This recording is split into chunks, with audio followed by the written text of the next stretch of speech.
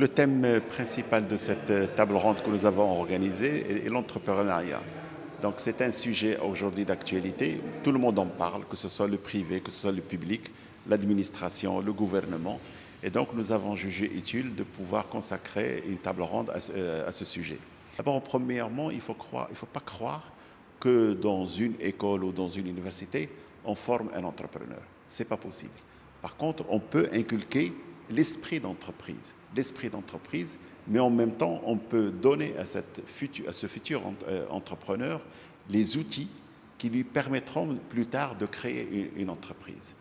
Il faut savoir que, comme vient de le dire Sylvain Zani, l'enseignement dans une école, il est plus marqué, plus disons enclin à former des personnes qui peuvent faire des entreprises parce que nous travaillons avec des petites quantités. C'est-à-dire vous avez une école de 400, de 300, de 500 étudiants. Ce n'est pas comme une université où vous avez des 40 000, 50 000 étudiants, où le nombre est important. Et il le signale que dans des filières d'excellence dans l'université, où il y a les petits effectifs, on arrive à parler d'entreprise et d'entrepreneuriat. Dans les écoles privées, nous avons un ensemble de techniques ou de processus qui permettent à l'étudiant de pouvoir s'habituer ou s'entraîner à entreprendre. Nous avons d'abord les projets et les mini-projets. À l'ISGA, nous avons des mini-projets depuis la première année jusqu'à la 5e année et l'étudiant fait 4 mini-projets par an, ce qui fait que pendant les 5 années, il fait un total de 20 mini-projets. Et un projet, c'est quoi? Un projet, c'est une réalisation. C'est quelque chose qui est très important. Et il le fait dans le cadre d'un petit groupe de deux ou trois personnes. Et cette réalisation, elle se fait selon un ensemble de réunions, selon un ensemble de concrétisations, puis il y a une rédaction des mémoires, et il y a une soutenance jusqu'au dernier grand projet qui est le PFE, le projet de fin d'études, où l'étudiant fait son projet dans l'entreprise avec un sujet de l'entreprise. Et ce sujet de l'entreprise, il est soutenu par un mémoire en présence de la personne qui a suivi et supervisé le travail de l'étudiant dans l'entreprise. En même temps, on a un ensemble d'activités para-universitaires dans le cadre de l'école. C'est-à-dire que l'étudiant est amené à organiser et réaliser des actions. Ces actions, ça peut être une conférence, ça peut être une table ronde, ça peut être une excursion, ça peut être n'importe quelle idée que l'étudiant vient soumettre à la direction et qu'il présente avec un budget, avec un projet et qu'il réalise. Et cet étudiant, c'est un petit entrepreneur qui réalise en opération et qu'il concrétise au sein de l'entreprise. Donc, il prend un risque. Le problème de l'esprit d'entreprise, c'est d'abord aimer le risque, aimer et ne pas craindre l'échec. C'est ça, notre société marocaine qui a, disons, une habitude de faire que l'enfant ou le gamin ou l'adolescent, il est pris en charge depuis l'enfance jusqu'au diplôme supérieur. Ce n'est pas le cas, par exemple, dans les pays anglo-saxons. Dans les pays anglo-saxons, les États-Unis, l'Angleterre, le Canada, l'étudiant paye ses études supérieures, il s'endette, il prend un crédit. Et quand il prend un crédit pour avoir une formation, c'est déjà une entreprise. C'est lui l'entreprise. Et il se charge de se financer pour pouvoir rembourser pendant 10 ans, 15 ans ce qu'il a emprunté. Donc cette personne n'aura pas peur dans l'avenir de créer une entreprise. Par contre, vous prenez un Marocain dans le contexte marocain qui, dès l'enfance, il est pris en charge. On le mène à la crèche par la voiture, on le mène à l'école en voiture. Au supérieur, tout est gratis ou bien c'est le père qui paye.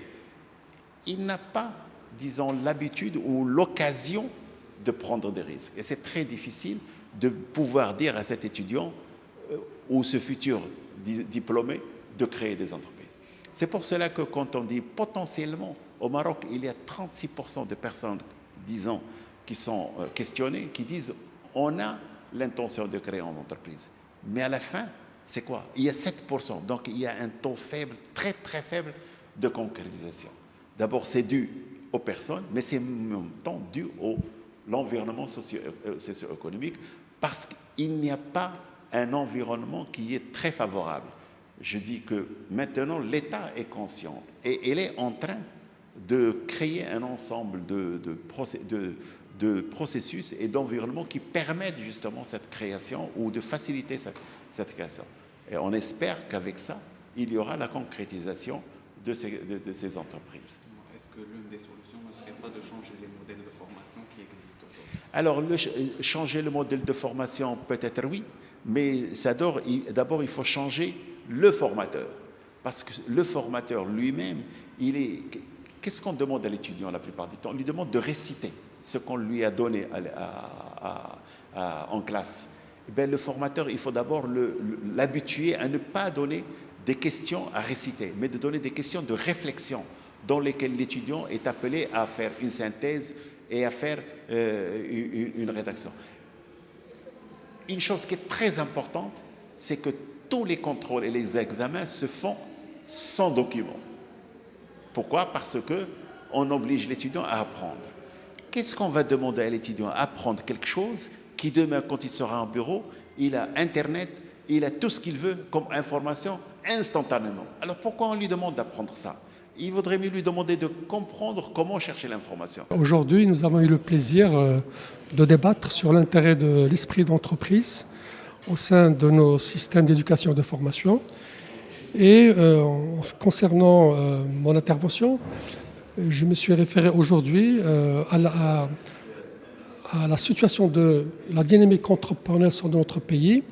Et j'ai essayé d'insister sur le fait qu'au sein du Maroc, nous avons un très fort potentiel entrepreneurial. Pratiquement près de 75% de la population marocaine, à travers l'étude GEM que je dirige, a exprimé son intérêt d'opter pour une carrière entrepreneuriale. Donc il y a une valorisation de l'entrepreneuriat. Par ailleurs, la population que nous avons enquêtée, pour à peu près le tiers, a exprimé une intention d'entreprendre. Donc ces éléments situent le Maroc parmi les pays les plus avancés au niveau de la région MENA. Mais le constat, et qui est, si vous voulez, la face cachée, qui n'est pas malheureusement aujourd'hui connue, c'est que ces intentions ne se transforment pas en création d'entreprises. Le Maroc, aujourd'hui, a un taux de création d'entreprises parmi les plus faibles de la région, mais même dans le monde, 7%. Donc, l'intérêt de cet atelier que j'ai fait dans le cadre de ce séminaire effectué par, disons, l'ISGA, l'intérêt, c'est qu'on a mis le doigt sur deux éléments. C'est que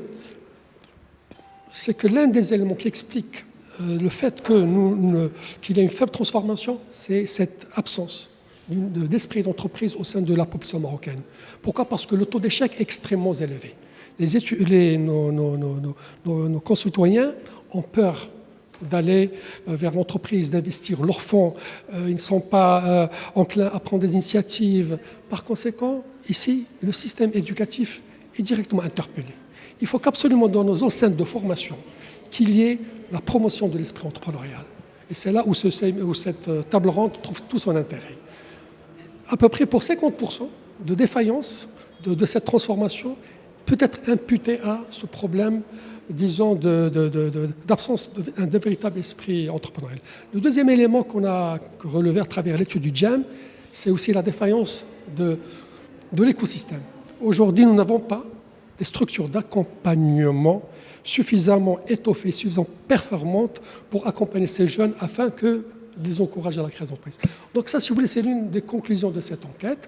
Par ailleurs, je crois qu'à travers cette table ronde, on a très bien compris toute l'importance de l'esprit entrepreneurial et c'est avéré qu'effectivement, les écoles, dans leur ensemble, sont beaucoup plus aptes à éclore cet esprit. Pourquoi? Parce que déjà, ce sont des écoles qui sont entreprenantes. Leur business model, c'est une entreprise. Et par ailleurs, ils insufflent cette dynamique, cette culture chez les étudiants, à travers les associations, etc., etc. Donc, c'est un élément qui est fort. Par contre, au sein du système public, je pense que, c'est vrai, on estime que les universités marocaines ont les taxes de former des lauréats qui ne trouvent pas d'emploi, mais au sein des universités, il y a des filières qui fonctionnent comme de grandes écoles, des licences professionnelles, des masters, et qui font de l'excellent travail, qui sont des lauréats, qui sont prisés par le monde du travail. Et pourquoi? Parce que ce sont des effectifs réduits, c'est des effectifs où il y a un accompagnement de proximité par leur encadrant, et qu'effectivement, sont sensibilisés à cet esprit entrepreneurial. Donc voilà, je pense que c'est extrêmement important qu'aujourd'hui, que l'écosystème puisse être plus performant, qu'il soit beaucoup plus favorable à l'entrepreneuriat, si on veut aujourd'hui avoir des taux de création d'entreprises beaucoup plus élevés.